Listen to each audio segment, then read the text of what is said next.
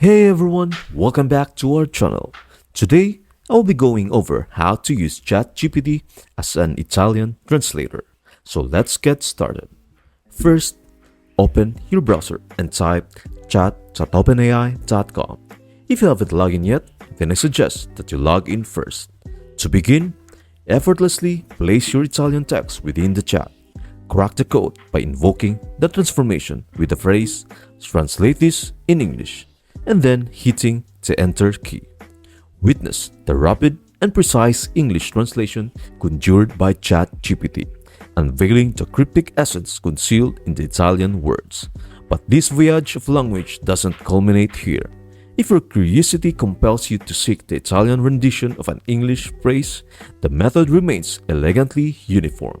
Just as before, translate this to Italian prior to inputting your desired English text.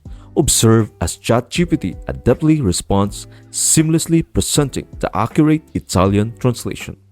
While ChatGPT's capabilities are genuinely remarkable, it's prudent to acknowledge the accuracy might vary, especially in intricate contexts or when dealing with sensitive terms.